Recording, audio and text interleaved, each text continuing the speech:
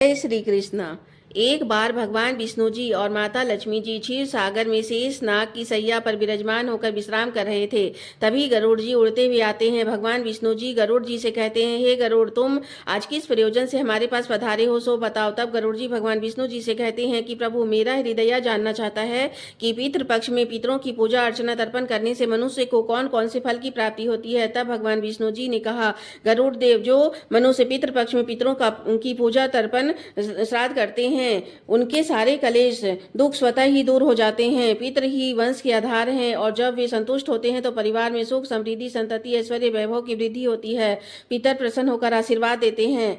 मैं एक कथा के आधार पर तुम्हें समझाता हूँ, सुनो। प्राचीन काल में एक रुचि नाम का राजा था, जो प्रारंभ में तो न्याय से कार्य करता था, लेकिन कालांतर में उसके मन में वैराग्य उत्पन्न हो गया। उन्होंने ब्रह्मचार्य अपना लिया। एक वक्त भोजन करे, वन वन भटके, साधना में लीन रहे। ऐसा वैराग्य देखकर उनके वंशज पितृगण अत्यंत दुखी और व्यथित हो उठे। पितृगण विचार विमर्श करने लगे, हमारे वंशज यदि इस तरह तपस्या में लीन रहेंगे तो उनका वंश आगे कैसे बढ़ेगा। एक दिन जब ऋषि रुचि तपस्या कर रहे थे, तब दिव्य प्रकाश के साथ पितृगण प्रकट हुए।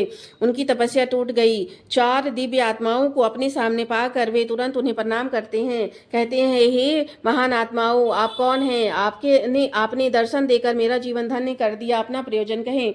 उनके पितृगण ने कहा कि हम तुम्हारे पितृगण हैं। तुम्हारे इस तरह कठोर तपस्या से, वैराग्य से हम चिंतित होकर आए हैं। तुमने अब तक विवाह क्यों नहीं किया? क्या तुम नहीं जानते कि विवाह मनुष्य के लिए स्वर्ग और मोक्ष प्राप्ति का उत्तम और अनिवार्य मार्ग है? गृहस्थ आश्रम में रहकर ही मनुष्य देवताओं, पितरों, ऋषियों, याचकों की सेवा कर पूजा करके श्रेष्ठ लोक को प्राप्त करता है। गृहस्थ ही देवताओं को स्वाहा शब्द द्वारा और पितरों को स्वधा शब्द द्वारा उच्चारण से तृप्त करता है। परंतु हे पुत्र, तुमने विवाह नहीं किया, संतान उत्पन्न नहीं किया, इसीलिए तुम ना तो देवताओं के प्रति ना पितरों के प्रति अपने ऋण से मुक्त हो पाओगे। संसार में रहने वाले सभी देवता, ऋषि, प्राणी, सबके प्रति तुम प्रतिदिन ऋणी होते जा रहे हो। मृत्यु के बाद तुम्हें नरक की प्राप्ति होगी। अनेक जन्मों तक तुम्हें कठोर दुख भोग करना पड़ेगा। वास्तव में संतान ही वह माध्यम है जिसके द्वारा वंश आगे बढ़ता है। श्राद्ध तर्पण की परंपरा चलती रहती है और पितरों को संतोष और मुक्ति मिलती है। इसीलिए हे पुत्र, हमारी यही कामना है कि तुम विधि पूर्वक विवाह करो। यदि तुम विवाह नहीं करोगे तो तुम्हारा पूरा वंश नष्ट हो जाएगा। वंश न रहेगा तो हमारी आत्मा तृप्त नहीं होगी और हम पितृलोक में असंतुष्ट रहेंगे। अतः विवाह करके संतान उत्पन्न करो, पितरों को संतुष्ट कर हमारे लोक का कल्याण करो। ऋषि रुचि पश्चाताप करते हैं। वे विवाह करने को तैयार हो जाते हैं।